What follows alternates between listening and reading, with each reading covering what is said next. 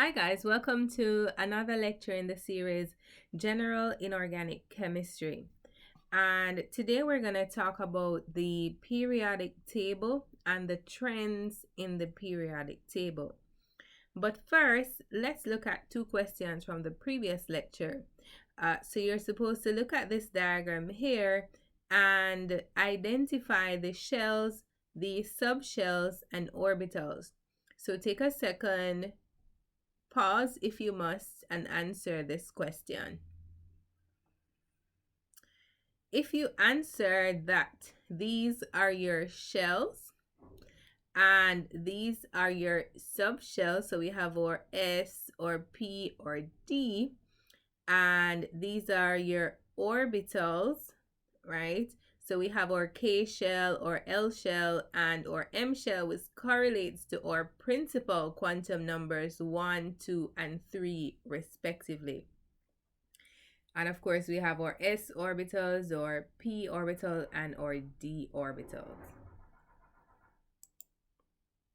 Our second question from the previous lecture says, part A, determine the frequency of the 5 to 2 transition in the Balmer series in the emission spectrum of atomic hydrogen.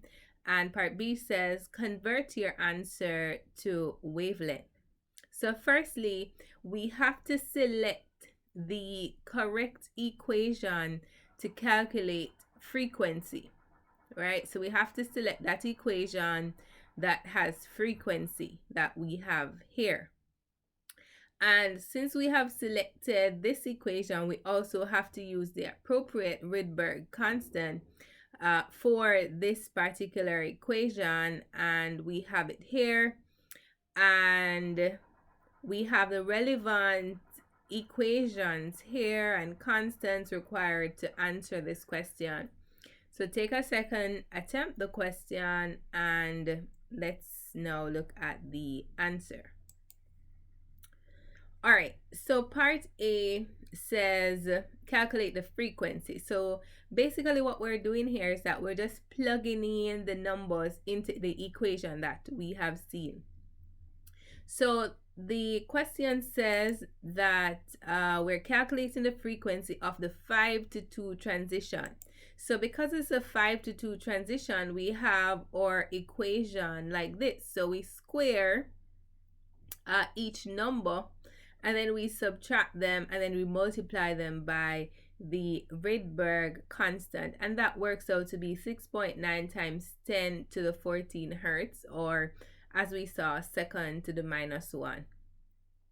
Part B says convert your answer to wavelength. So we have an answer here that's in hertz, and we need to convert it to wavelength, right?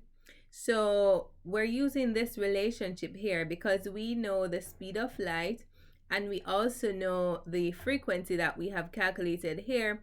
So all we have to do is to just plug in our constant and to plug in the calculated frequency in order to calculate the wavelength. So when we look at the units, we see second to the minus 1, and we see centimeters second to the minus 1. So clearly the centimeters would cancel themselves. And let me just draw that out, right? So the centimeter, the inverse of the second, they would cancel out themselves in order to give us the unit for the wavelength in centimeters, which we can therefore convert to nanometers using the appropriate conversion factor, right? And in case we are not sure how to do this, please fast forward to the lectures which follow in order to do that calculation or that conversion. All right, so today we're talking about the modern periodic table, and trust me guys, this table has gone from just merely 1 or 2 elements into what we have seen here. So as it is now, this is what it looks like, and it places the elements in S, P, D, and F blocks and groups 1 to 18. So here we have groups 1 to 13, 14, 15, 16, 17, 18. We have our transition metals. So these are our groups. And we have the blocks. So we have our S block, which has, group 1 and 2. Or transition metals are in our D block. And the other groups, 13 to 18, constitute our P block elements. So the classification of elements in the periodic table as metals, which are in purple, non-metals, which are in green, and semi-metals, which are in blue. The semi-metals lie along the so-called diagonal line as seen here. So the ground state electronic configurations, and if we actually write out the electronic configurations, and I trust that you will do that. If you write out, for example, any of these electronic configurations, and you will see that the outermost electron is in either a 3D or a 2p or a 3p orbital, right? So take a second and just write out, pick one from group 1, from group 2, and maybe group 7 and group 8. Just write out the electronic configuration and see for yourself the outermost, where the outermost electron is. All right, so don't be surprised if you see that it correlates to what you see here. So whether it's 2s, 3s, 3d, 2p, 3p, etc. All right, so a point to note here, and what we need to know is valence electrons. What are they? Those in the electrons that are in unfilled shells. The filled shells are more stable, as you would have known. For example, your noble gases. And the valence electrons are most available for bonding, and they tend to control the chemical, electrical, thermal, and optical properties of these elements. And just for an example here, we have carbon that has an atomic number of 6, and it has the electronic configuration of 1s2, 2s2, 2p2. And we're saying here that the valence electrons are the outer 4 electrons, and they're in the same shell, right? So remember, when we talk about shell, we're talking about the principal quantum number of 2 here.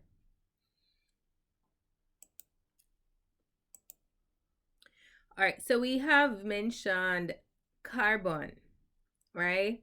But these are just some other examples of the valence electrons of other elements in the periodic table.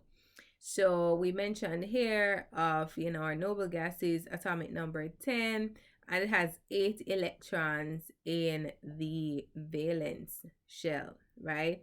And so therefore that is full.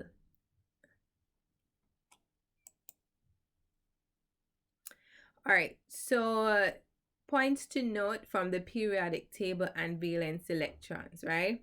So elements in the periodic table are grouped according to the number of valence electrons that they possess, as we have seen, right? The challenge earlier. And so the elements in the same group typically possess related outer electronic configurations. Remember the challenge that I asked you to do earlier. So for example, lithium, sodium, etc., right, from group 1, and they have an NS1 configuration. So I hope that you selected an element from group 1 and you saw where the outer electronic configuration is NS1 for all of the elements in group 1, and they have 1 valence electron, right? And so as we would have seen for other groups, they have various electronic configuration, and they have the same valence electrons per group, right? So as we can see, this is further confirmation as to the arrangement of the periodic table and how they are arranged in terms of the similarities in terms of the number of electrons in the valence electrons. And so these relationships work well for the S and P block elements, right? So go ahead and select an element from group 1, from, the nitrogen, group 15, and group 17. Just write out the electronic configuration and see, therefore, that the number of electrons in the valence shell. All right, so apart from, the electronic configuration, which we have, thoroughly done in the previous lecture, we're able to see where it is very instrumental in terms of the organization of the periodic table. And, it helps us to put certain trends together, right? And the first trend that we're going to look at is electronegativity. And firstly, whatever trend that we look at, we have to define it first. So electronegativity can be understood as a chemical property describing an atom's ability to attract and bind with electrons, right? So these are atoms that are pulling electrons to themselves. And so because electronegativity is a qualitative property, there really isn't any standardized method for calculating it. However, what we're going to use as a common scale for quantifying electronegativity is the Pauling scale. And we're going to see it coming up after this, named after the chemist Linus Pauling. And so the numbers assigned by the Pauling scale are dimensionless. So there's no unit, right? So we just have a number due to the qualitative nature of electronegativity. Another point is that electronegativity exists due to the electronic configuration of atoms. And so most atoms follow the octet rule. And I'm sure you guys would remember this, right? They have in the 8 electrons in the valence or outer shell, right? And so that is very important, and that is a key thing that we must look at in order to examine if an element is electronegative. So this is our Pauling scale, right? And we're looking at the numbers associated with a particular element, right? And here we're looking at the numbers. By the way, I just want to mention that our focus here, we're focusing on the first 20 elements and the first row of the transition metals, right? And so here, when we look at all of these elements, the highest number that we see is fluorine, and that number is 3.98. So clearly it is the most electronegative element. In other words, it is that element that will pull electrons to itself the strongest, right? So looking at the trend, right? So we're using fluorine as that focal point where we can see, the trend increasing going up and increasing going to fluorine, right? Generally speaking, and we can just put this general trend here. All right, so what are the points to note from electronegativity trends? So as we just saw, from left to right across a period, electronegativity increases. So we just saw that, right? And let's just go back. From left to right, right? going across from 0.98 to 1.57, electronegativity generally increases.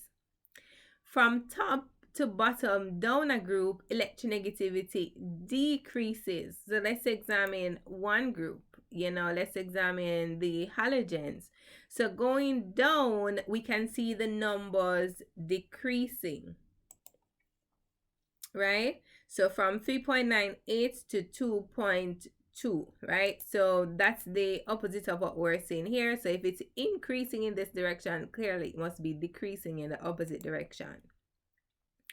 So this is because the atomic number increases down a group. That is the reason why electronegativity decreases from top to bottom down a group, is because the atomic number increases down a group, and thus there is an increased distance between the valence electrons and the nucleus, or a greater atomic radius. Right? So that is the reason why from top to bottom electronegativity increases. We're saying that as we go down the group, the atomic radius increases, so there's less of a pull on those outer electrons. And so important exceptions of the above rules include the noble gases, lanthanides and actinides, which I didn't even have in the periodic table. The noble gases possess a complete, and this should come as no surprise, guys, the noble gases possesses a complete valence shell and do not usually attract electrons. And so the lanthanides and actinides, they possess more complicated chemistry, so we're not even going to go into that. And therefore the noble gases, etc., do not have electronegativity values. And that is why they weren't included on the periodic table seen there. As for the transition metals, although they have electronegativity values, there isn't a big difference going across the period or up and down a group, right? This is because their metallic properties affect their ability to attract electrons as easily as the other elements, right? So as we said before, according to these two general trends, that is the left to right and bottom to right, increasing and decreasing, the most electronegative element is fluorine with a 3.9 Pauling unit, as we saw. All right, so for the melting points and the boiling points, right? So as we know, with melting, we're going from solid to liquid, and then for boiling, we're going from liquid to gas, right? So we're looking at these elements and the temperatures at which they basically melt or boil, right? And is there a trend in the periodic table? So as I said, right, let's look mainly from 1 to 36, right? Let's look, because we're doing 1 to 20 and then the first row of the transition metal. So let's look at 1 to 36 mainly. All right, so on the x-axis here we have our atomic number. So our focus here is 1 to 36, right? So we can just, look to see if the trend carries along the other periods, right? But our main focus is 1 to 36. All right, so here, and then on our y-axis, we have the temperature in Kelvin, right? So we need to know how to convert Celsius to Kelvin, etc. All right, so we have hydrogen and helium here. We have, all right, so clearly we have our noble gases being very low here in terms of melting and boiling point. And from 1 to 36, the highest melting and boiling point. So we have the boiling point in pink and the melting point in blue, right? So the highest melting and boiling point here is what? Is attributed to what element? Okay, well, I hope you said carbon, right? So it's carbon here, and for the boiling point and the melting point here. Highest boiling and melting point, right? And as you can see, hydrogen, helium, lithium, beryllium, boron, carbon, and then it just drops. Nitrogen, oxygen, fluorine, neon, and then it goes up again, and then it drops, right? It goes up and then it drops, right? So that is the general trend, right? So it goes up mid group and then it just drop. All right. So what are the points to note from the melting and boiling point trends? Well, the extremely low values of melting and boiling points for hydrogen, as we saw. So I'm going to just keep going back to it. And so we have hydrogen here, right? The very low melting and boiling points of the noble gases, right? So they are gases. So we would expect, all of our noble gases here have very low melting and boiling points. The relatively short liquid ranges of hydrogen, helium, nitrogen, oxygen, etc., right? That is the elements that are gases at 298 Kelvin. So at close to room temperature, the gases, they have relatively short liquid ranges, right? Because they are gases at room temperature.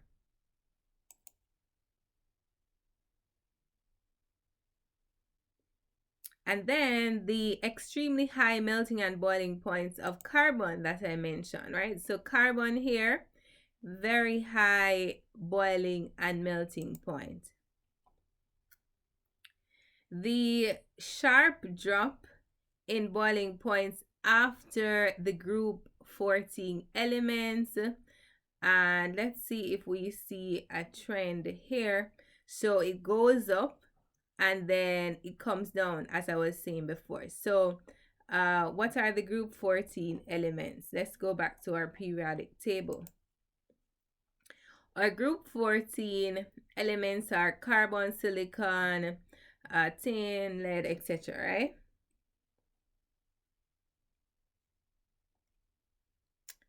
Where are we? All right, so just let's look for them here. So we have carbon here.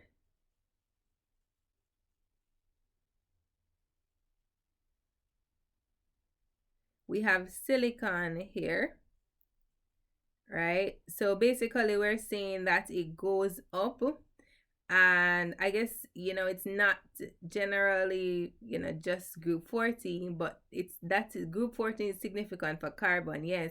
But here we have aluminum being higher. But the point is, though, that it goes up and then in that region it goes down. The sharp drop after 14, bam, right? So the similar trends across the 3 rows of 3D block elements, as I said, we're not really going to go through that in detail. The roughly repeating patterns of the melting and boiling points of the SP and D block elements, the high melting points of metals in the middle of the 3rd row of the D block metals, right? So yes, we're having an awareness, but we do of the other trends and other periods. But as I said, our focus here is on the 1st row of the transition metals. All right, so this is a different picture with the melting point trends, right? So I'm hoping that the trend will look a little different or clearer here, right? So in this case, the melting point is in Celsius. The atomic number is still on the x-axis. So here we're seeing it a little bit clearer where our melting point here, right, goes up to carbon here, and then it just drops, goes up to silicon. So clearly there is a difference in terms of, from various sources, that says, well, I suppose here for the melting point, I was looking at the boiling point, but definitely the melting point for silicon is higher. So it goes up and then it drops. So it goes up and then it drops. All right. So that's the trend that we're looking at. So at group 14, for the melting point, for the boiling point, it's a little bit different. But for the melting point, it goes up and then it drops. It goes up to 14 and then it drops, right? So here we're seeing it clearer because we don't have to complicate boiling and melting. We're seeing the melting coming out as a better trend. And then we also see our noble gases and all of our gases really having very low melting points. So the other trend that we'll be looking at is the standard enthalpies of atomization, right? And this is the equation that governs what we're talking about here. So we have E, which represents all of the elements in their standard state. So for example, if we have oxygen, it would be O2, so N would be 2 and E would be O, right? Because it is a gas, a diatomic gas in its standard state. So if we were to convert it to the atomic oxygen, and perhaps I should use hydrogen since I already have the hydrogen on the slide here. Let's go with that. So hydrogen is also diatomic and would have, so E represents H here, and then the N is equal to 2, and it's a gas in its standard state. And to get it to an atom, right, in the gaseous state, that's basically the reaction that we're talking about here in terms of the standard enthalpies of atomization. So we would put half here in order to get the balanced equation of well, this is a gas as well, and gas here. And so literally what we're talking about here is that we have the diatomic hydrogen, and it's really the process of going from here to the individual atoms, right?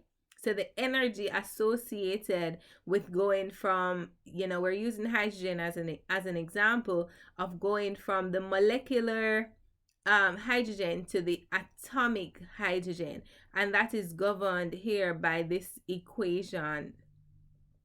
And so before we even say anything, no values are listed for the noble gases because they are monatomic in the standard state, right? They are not diatomic like hydrogen here.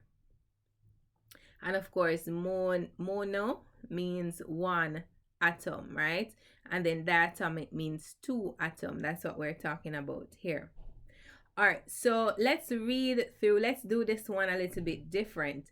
Let's read through the points to note, and then we try to come back to this graph here. So the group 1 elements, which are called the alkali elements, and group 17 elements, which are the halogens, have the lowest values for the enthalpy of atomization, and the group 12 metals are also readily atomized, right? So let's look for our group 1 elements, or alkali metals, and our group 17 halogens. Oh, wow. So we're seeing our halogens here, right? So we're focusing on this portion, right? So we see our halogens here, lowest energy, and we also see our group 1 elements, right? Right, as being the lowest. The third and fourth rows include D block metals And across each row of d block metals, the trend is for the highest values of the enthalpy of atomization to be associated with the middle elements. And of course, we have exceptions. So if we focus only on the S and P block elements, then the pattern noted for the first two rows is similar for the heavier elements, right? So as we can see here, for carbon, silicon are group 14, they have the highest energy associated with going to their atomic state, gaseous atomic state. So even though carbon is a solid, right, we're also talking about solids going from their standard state as solid to their standard state as gases, right? So the gas here, the state here is very important because it must include, it must be gases. And that is why, just to reinforce again, that is why our noble gases are not here, because they are monatomic and they are already gases, right? So there is no converting them from one state to the next, right? So in this case, it might be a diatomic gas to just the atomic gas, monatomic gas, right? So we can call this a monatomic gas under these conditions, right? And for if it's a solid, if it's a monatomic solid, right, where the equation involves the conversion to a gas, right? It can be solid to gas.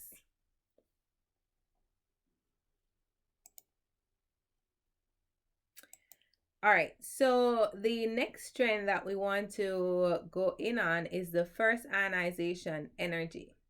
So firstly, what is that? So if we have an element X in the gaseous state and it loses an electron to form a cation in the gaseous state, then that is our first ionization energy, right? And so here, let's do the same thing that we did with the previous one, right? Let's read here and then we go back to the chart. So the extremely high values for the noble gases, group 18. Let's look for them. All right, so we're seeing the noble gases, right? And remember, this is the energy associated with pulling an electron from the elements in their gaseous state to form cations. So those noble gases, they have extremely high values and are immediately apparent, and they are associated with the removal of an electron from a filled quantum level. So we did mention the octet rule a while ago. It has a filled shell, right? And so to remove an electron from that shell requires an extremely high amount of energy. And also of note are the low values of the alkali metals. So let's go back to that. So the other extreme is that it's so easy to remove that electron, right? So our alkali metals or group 1 metals, very, very easy to remove them because that those electrons are in your S1 orbital, right? So N could be 2 or 3, etc., right? Or principal quantum number S1. So these are all just one electron in the outer shell. Very easy to remove that electron. And so a general trend across a row of P block is steady increase in the energy needed to remove the first electron from the steadily filling NP shell. The general increase in the first ionization energy And just to say that this is ionization energy 1, and this 1 means first, right? And so the general increase in values of the first ionization energy across a row of the p block extends to a lower row of the periodic table and reflects an increase in the effective nuclear charge. So as if you guys recall, as you go across a group, you're adding an electron to, and you're also adding a proton to the nucleus. You're adding an electron, you're adding a proton. That proton will have a stronger pull on that outer electron, right? And so, that results in an increase in the effective nuclear charge. And because of that, there's a general, it takes more energy to remove that outer electron, right? So just to mention again, there's a general increase in the values of ionization energy as we go across a row, and that is because of the increase in the effective nuclear charge as we go across. And if that isn't clear, it will become clearer as we go along, right? And then the other trend that we're looking at here is the electron affinities. And that's basically the opposite of the ionization energy, right? This is the element in the gaseous state accepting an electron and therefore becoming negatively charged in the gaseous state. What should jump out to us is the halogens, right? That should jump out immediately. All right, so let's look at the points to note before we even mention that.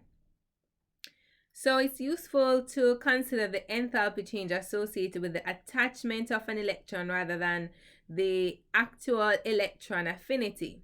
All right, so they are related to each other essentially. So the enthalpy of the electron affinity versus the electron affinity, they are related, and that's why in this chart here, we have the enthalpy of the change in enthalpy of the electron affinity. And so the horizontal dashed line in the figure corresponds to 0 kilojoules per mole, and thus points above the line mean that the process is endothermic, meaning requiring energy, and the points below the line indicate an exothermic electron attachment, which means that energy is released, right? So the energy, and let's just look at the dashed line again. So above, we're saying we need energy in order to do these reactions, right? And as we can see, we see our noble gases here, right? Same challenge with our noble gases in terms of adding an electron to an already filled valence electron or octet, right? And here the processes below the line are exothermic, right? And so they release energy. So the trends in the values of the changes in enthalpy associated with the attachment of the first electron to a gaseous atom. That's what we're looking at here. And so only theoretical values are available for our noble gases, right? So this is literally just calculated values and not experimental values because of the challenges associated with that, right? So let's move on. The energy change that occurs when an electron is added to a gaseous atom is called the electron affinity because it measures the attraction or affinity of the atom for the added electron.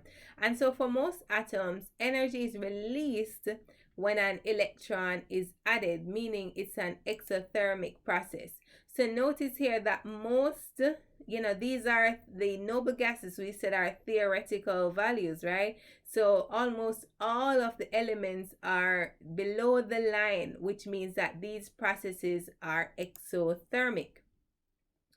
And the highly exothermic electron attachment for the group 17 elements, which are our halogens, follow from the fact that gaining one electron gives a filled quantum shell and is therefore favorable. So no surprise there, right? Or halogens, this reaction is very favorable because they have 7 electrons in their valence shell, and they just need one in order to be fully stable, and therefore this reaction here is quite favorable, as we see here.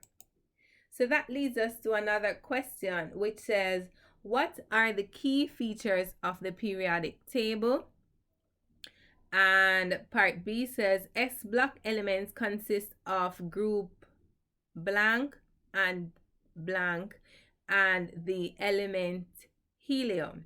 So if you had actually gone through and done what I asked you to do in terms of writing out the electronic configuration of various elements from across the different groups, then this would be easy.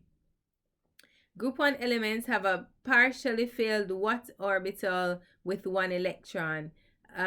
Group 2 elements have a completely filled blank orbital with 2 electrons, right? So if we had done our exercises, this should have been a very easy question.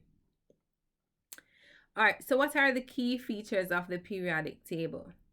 Well, as we saw, we have our groups 1 to 18, and we can talk about their electronic configurations. We can talk about them being arranged in terms of their period. In terms of periods, we can talk about them being arranged in blocks, so S block, D block, P block. And we can talk about, as I said, the electronic configurations, and we can give some examples in terms of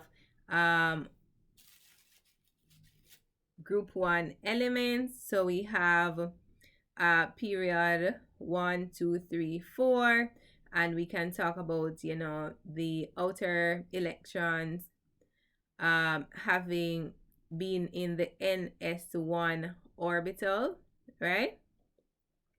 And so the energy level of an element's valence electron indicates a period on the periodic table in which it is found, right? So here, for one here represents period 1, 2 period 2, 3 period 3, and 4 period 4, right? So the energy level of the element's valence electron indicate the period on the periodic table in which it is found.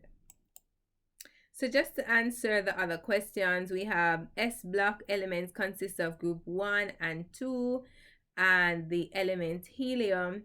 Group 1 elements have a partially filled s orbital with 1 electron, and group 2 elements have a completely filled s orbital with 2 electrons. Question 4 says, define the following electronegativity, standard enthalpies of atomization, as well as electron affinities. So firstly, electronegativity, it can be understood as a chemical property describing an atom's ability to attract and bind with electrons, right? So we liken this to this game. I don't know if you have played it before, where you have 2 persons tug of war, and you have 2 persons pulling at each other, and it may be a team event or not. We could have 2 persons pulling at each other, and wherever the person wins, the person who wins basically is stronger and would have pulled the other person almost to their side. So in terms of electronegativity, we're saying that the person that is stronger, or the stronger player, would be more electronegative, would be the more electronegative element, while the weaker player would be the less electronegative element. right? As opposed to a situation where both players are equally strong, right? So there is no polarity, there's no difference in the dipole moment here. It's just equal distance, right? And so that is the definition of electronegativity. For the standard enthalpies of atomization, it literally refers, and we can just use this equation to capture what this process is. You know, if we have an element in the standard state and it's converting it to the atomic state in the gaseous state, right? So monatomic gas, we're converting any element in whichever state, that is liquid or solid,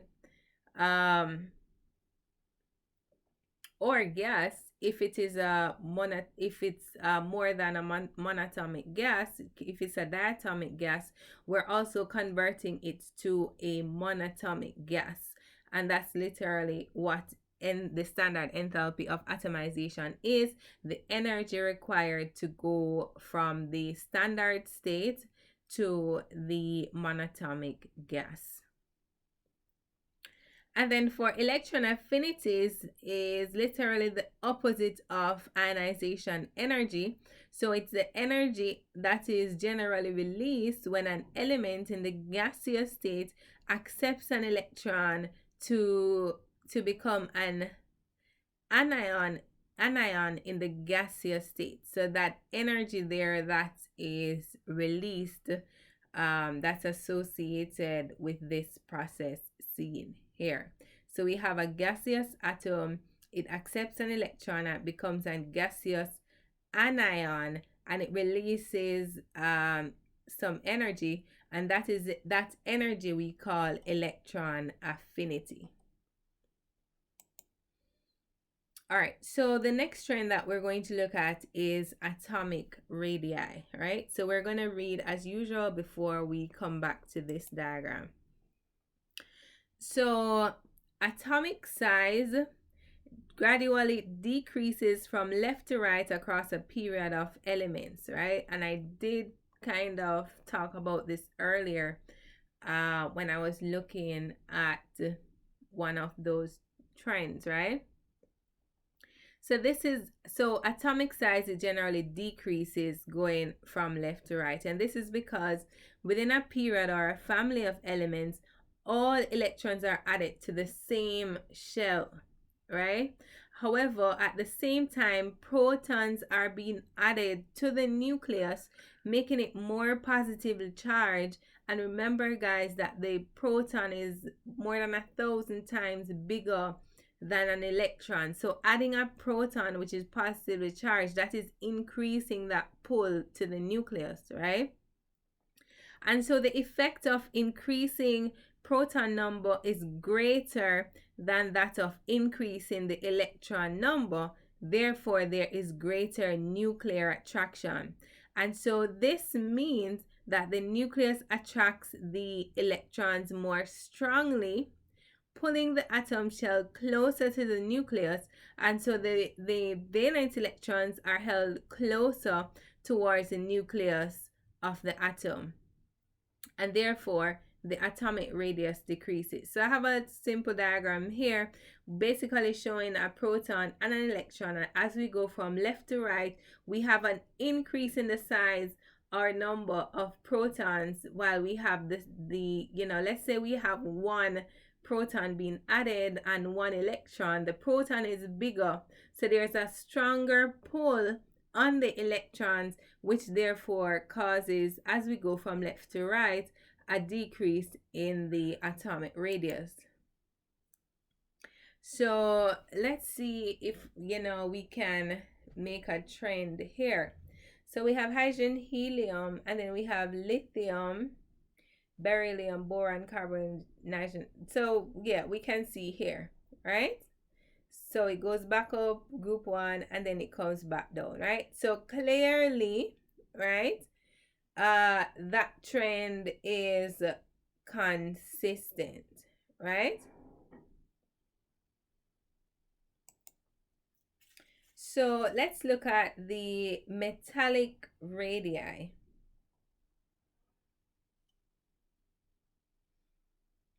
And what is the metallic radii? Well, this is the half of the distance between the nuclei of two atoms in a crystalline structure.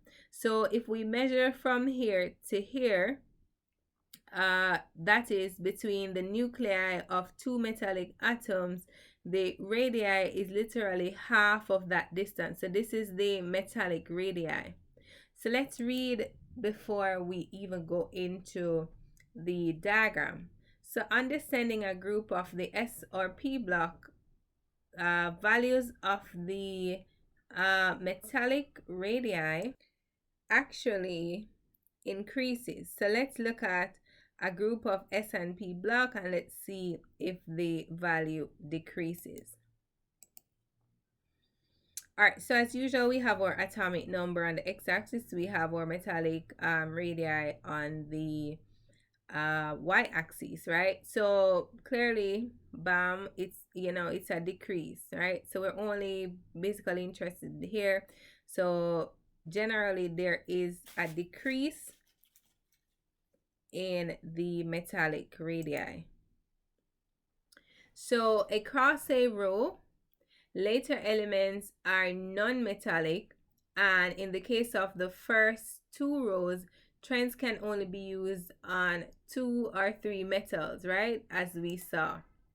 So only 2 or 3 metals. Nonetheless, the trend of decreasing atomic size observed on going from lithium to beryllium can be regarded more generally because it is repeated in the later rows. So that trend is validated by the fact that in other rows it carries. All right. So crossing each row of D block metals is accompanied by a small variation in the atomic radii, right? So as we saw here, that difference is large. Bam, bam. But, when we reach the transition metals, we can see there that trend is not the same. It's not as significant in terms of the metallic radii. And this may be traced to its unique structure, right?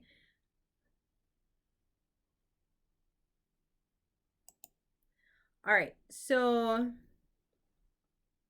we looked at metallic radii, so it's only right that we look at covalent radii, right? So the radius, similarly as with the metallic radii, the radius of an atom is defined as 1/2 the distance between the nuclei in a molecule consisting of two identical atoms joined by a covalent bond, right? And so the atomic radius for the halogens increases down the group as n increases. So just like with the metallic radii, we measure this distance from nucleus to nucleus, right? And then half of that would be the covalent radii. And of course, these are the halogens, right? So let's read as usual before we go into the trends.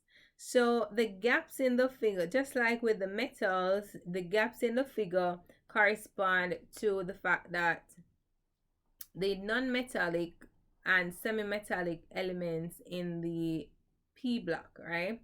And so the covalent radius of hydrogen is significantly smaller than any of the other elements, right? Here, which, we would expect.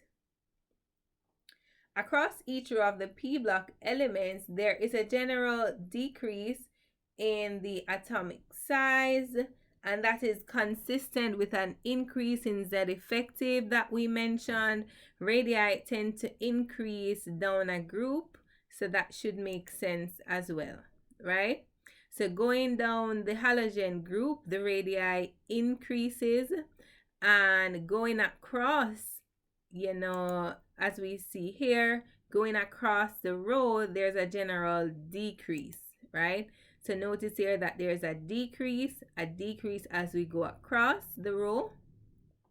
And as we go down a group such as the halogen, the covalent radii increases. So those are the points to note from the covalent radii. So now we're going to talk a little about the group 1 alkali metals, right? So we're going to just single out the group 1 because it's important for us to have a general feel of, why we group a particular set of elements in, this group or any other group. We look at their similarities in terms of their reactivities, etc., right? And so for group 1 alkali metals, we're looking at here, we have them here, and just to note that, you might have seen two spelling for cesium, whether it's CAE or CES, right? So one is British, the other is American, so, both are acceptable.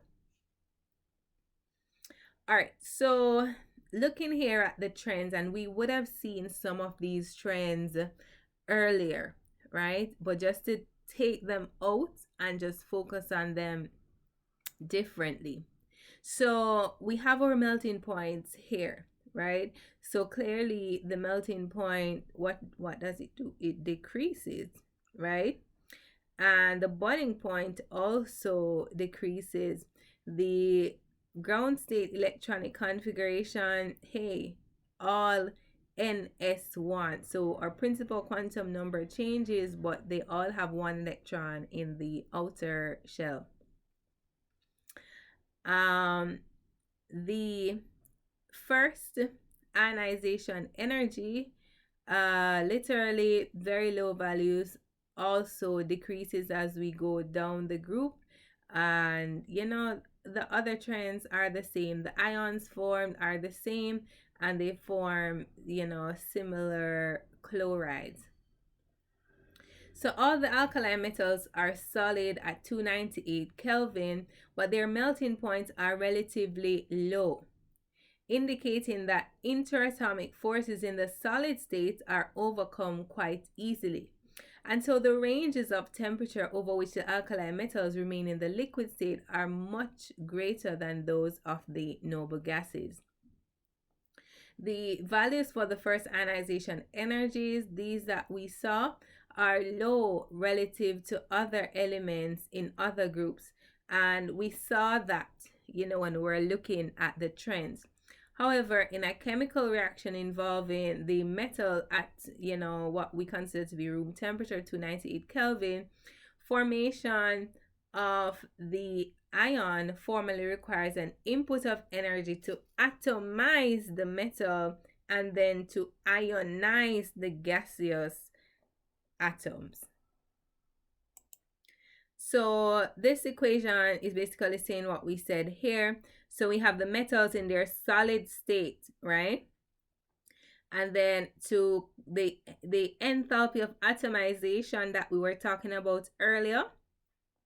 I hope this is clearer now, because it is now converted from the solid state to the gaseous state, and that is the enthalpy of atomization, right? And for the first ionization energy is the energy to take it from the metal in the gaseous state to the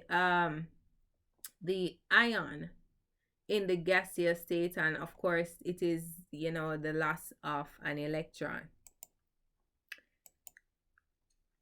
So the formation of that ion that we just mentioned is observed throughout the chemistry of alkali metals, and as I said, it is responsible for a lot of the reactivity associated with the metals. So they're able to react with halogens to form chlorides, as we just saw in the table, as well as, other elements to form hydroxides and oxides. All right. So here we're looking at the successive ionization energies of sodium. So prior to this, we only looked at the first ionization, right? Now we're going to see the second ionization.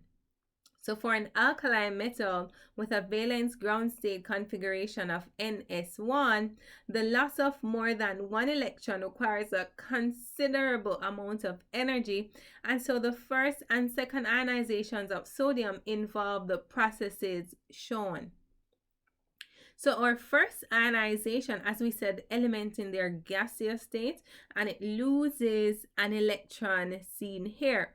For the second ionization, we start off from the element, the cation in the gaseous state, and then we lose an electron to form the another cation in the gaseous state. Right, so this is first ionization. So just in case you thought that the second ionization was from here to here, that is literally not the case, right? That is not the case. And so what it is that it loses the first electron and then it loses the second electron, right? So when we talk about first ionization, this is it. When we talk about second ionization, it's from the cation to the other cation. And so the value of the first ionization energy of sodium is actually 296 kilojoule per mole, but the second ionization energy is almost 10 times that amount, right? And why is that so? Because one, it's from a positively charged ion. So this ion here, to remove that electron, that is energy intensive.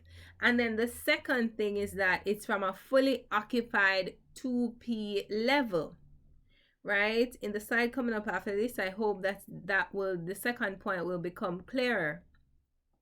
But as you know, that outer electron would have been lost in the first step, the first ionization, and so the second ionization would be from one of those core electrons, and so that would require more energy to pull. All right, so I'm hoping that will become clearer, here. And so here we're looking at a plot of the first 5 ionization potentials for sodium, magnesium, and aluminum, right? And these are the ground state configurations as we see here. So we have sodium with 3s1, we have aluminum with 3s2, 2p1. Sorry, that should have been 3p1. Sorry.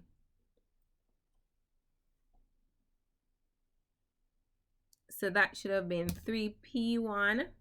And then we have magnesium with the outer electrons being in 3s2, right? And so just to be clear about the first, second, and third ionization, this is for magnesium, right? So this is the first ionization to go from the element in the gaseous state to the ion, the cation in the gaseous state, right? And then the second ionization is from the cation in the gaseous state to the 2+ in the gaseous state. And then the third ionization is going from the 2+ in the gaseous state to the 3+ in the gaseous state, right? So we're losing 3 electrons successively, not all at once. All right. And so here, in this diagram, we have on the y-axis, the ionization energy. On the y-axis, and on the x-axis, we have the electron removed. So whether it's the first electron, the second electron, the third, the fourth, and it goes all the way up to the 5th electron, right? So clearly for all 3, to remove that first electron, it's not very energy intensive. As we saw with sodium a while ago, that this was 400 and something, and then the second one was 4,000, and so almost 10 times that amount, right? And just to look at the color code, the pink is sodium, the green is magnesium, and the blue is aluminium, right? And so here for sodium, clearly the second ionization energy is much higher, right, than the other two, that is aluminium and magnesium. And let's look at the electronic configurations here. So notice here that I have these being in the same shell, right? So they have, a full octet here. And for sodium, our first ionization would be coming from our 3s orbital. For aluminium, our first electron will be coming from our 3p1, and then for magnesium, that electron will be coming from our 3s2, right? That is the first electron, right? And so for the second electron for sodium, as we see, it would be coming from one of our octets, right? For aluminium, the second electron would be coming from our 3s orbital, and for magnesium, the second electron would be coming from our 3s orbital, right? So clearly for the other two, the second electron is not touching any of our core octet electrons here. For the third ionization, as we see, right, look at this. What is the difference here? For magnesium, we're seeing where that energy goes way up into the sodium regions, right? And why is that so? Well, for magnesium, it is now coming from one of our core octets, right? While for aluminium, that third electron is coming from our 3s orbital. So we haven't reached our core octets yet for aluminium, which is why, yes, it's a little bit higher than the other two, but is not as high as sodium and magnesium. All right, so then our fourth, as we can see, it gradually goes up and up and up, right? So they're in the same vicinity from 4 going up, right? So it's very important for us to understand, one, the first, second, and third ionization, that it happens sequentially. And then the second thing is that, sodium, we have to know, that it takes a lot of energy to take an electron from a full shell, right? And so we are seeing the evidence of it here. All right, so just to give an example of the structure of one of the group 1 alkali metals. So of course I would have selected sodium chloride, and it's a cubic structure. You have alternating sodium and chloride ions seen here.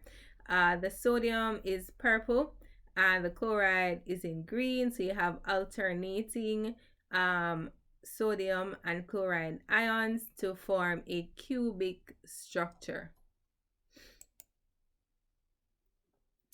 All right, so just to mention some other things about our group 1 alkali metals. Well, each of the elements, that's lithium, sodium, etc., they're very soft, silver gray solid metal, and I have an example of our picture of lithium over here at 298 Kelvin. Francium, all the minute quantities have ever been handled. Their high reactivities mean that group 1 metals do not occur native, that is in their elemental state, right? So they're always, converted or reacting with something else to form something in naturally within our environment, like the sodium chloride that we just saw earlier, right? So we would have seen, or I'm sure you are familiar with sodium chloride salt, right? And the fact that it occurs naturally. So that is strengthening the point here, that because they're so reactive, they don't occur like sodium, elemental sodium by itself, but it's in its ionic state, a part of a cubic, unit cell for sodium chloride. So to also mention that sodium is the sixth most abundant element on Earth, in the form of compounds such as sodium chloride, no surprise there, and the most abundant of the group 1 metals, maybe no surprise there either. So compounds of sodium have many applications, as you probably would have guessed, including uses in the paper, glass, detergent, just a wide range of application for sodium compounds. And both sodium and potassium are biologically important. So within your body right now, they're involved in osmotic control and your body's nervous system. So you may have heard of your sodium or potassium channels, depolarizations occurring as a result of opening or just movement of these ions in your body, causing some movement or not, right? And so these elements are very important to you and your processes as a human being. Potassium is almost as abundant as sodium, right? And so 2.4% versus 2.6, so not very far. Potassium salts are widely used as fertilizers, so you may have heard of NPK. And so, fertilizers, these are essential minerals for, planting, for plants. Potassium being an essential plant nutrient, as I just said. The hydroxides and having done some form of chemistry before, I'm sure you're familiar with your alkali metal hydroxide, right? But how can we not mention them? So we have sodium hydroxide. It's an important industrial chemical. It has so many applications in soap. You may have heard of saponification, where you have your long chain, your oils, and they react with sodium hydroxide in order to give us the soap that you use every day, right? And there are several other applications in organic chemicals, inorganic chemicals, pulp and paper, etc., right? And so the alkali metals, they react exothermically with water, and the reactivity increases significantly as we go down the group. So the equation for the formation of these metal hydroxide involve just the metal, elemental metal. M stands for metal, so whether it be sodium, lithium, potassium, etc., plus water, that gives us our metal hydroxide and hydrogen gas. All right, so our lithium, sodium, or group 1 hydroxides are generally white crystalline solids, and the crystals are deliquescent, and that means that they absorb water from the surrounding air and they finally become liquid. So if you have been in a lab before and you've just perhaps have put down a pellet of sodium hydroxide, for example, you'd have seen this occurring. And so the solubility of group 1 hydroxides in water tends to increase as the group is descended. And I guess that's also related to what we saw earlier, where the reactivity increases as you go down the group. And so the hydroxides of the metal sodium to cesium, they dissociate fully and the presence of free hydroxide ions means that these aqueous solutions are strongly basic, right? No surprise here. I'm sure you're familiar with you have done some amount of titration or read about it. Um, you know, that these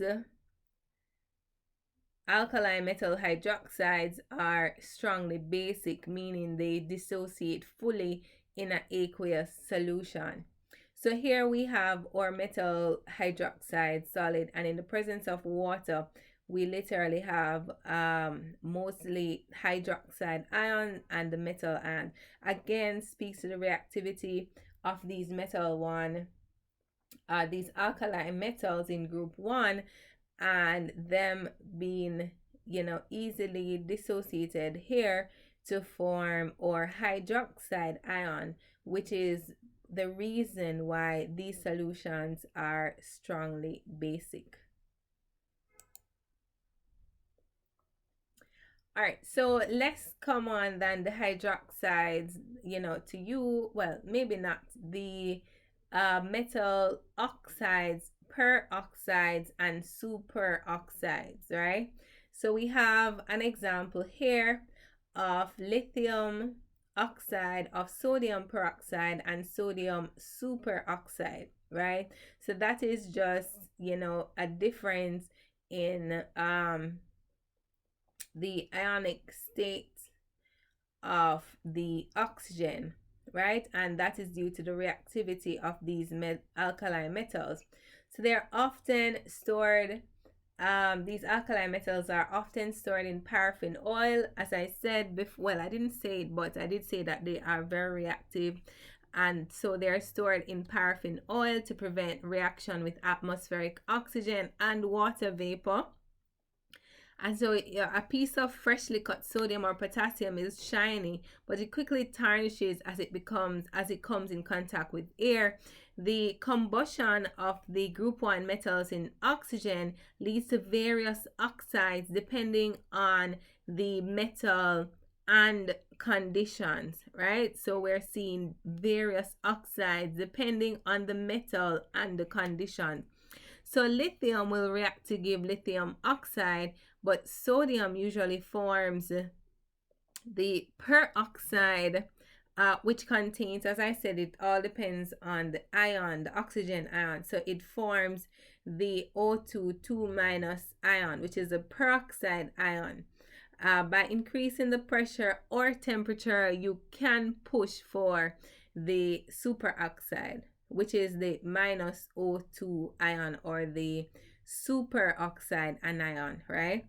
And so these ions, this is the oxide, this is the peroxide, and this is the superoxide, which is the for the peroxide, well, we know about the oxide already, right? So just to add to that, the peroxide and the superoxide, and as I said, it depends on the metal and the condition. So for lithium, as I said, it usually forms the oxide. For sodium, it forms the peroxide, which contains this peroxide ion. And if you increase the temperature or the pressure, you can push for the superoxide, and that is the -O2 ion seen here. Although under varied conditions, all 3 oxides can be prepared for each of the 5 metals, the tendency to form the peroxide and the superoxide increases down the group, right? So this is our peroxide and our superoxide and anions being increasingly stabilized by the larger metal cations, in the lower part of the group. So all the superoxides are, however, relatively unstable. So I like to talk about, various applications, and I wanted to include an application for this superoxide. So we just said they're unstable, right? But there's an application for it. So potassium superoxide in particular is using breathing mass. So I have a picture of it here, and I have a picture of it here on somebody actually modeling it.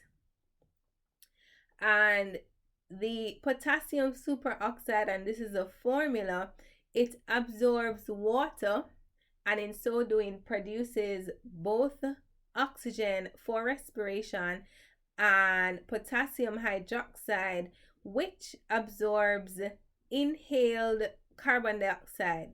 So all the potassium containing components in the equation remains in the solid phase and are contained effectively in the breathing mass. So this is the reaction. So we have superoxide, that is potassium superoxide, and notice the state: solid, solid, solid, solid, right?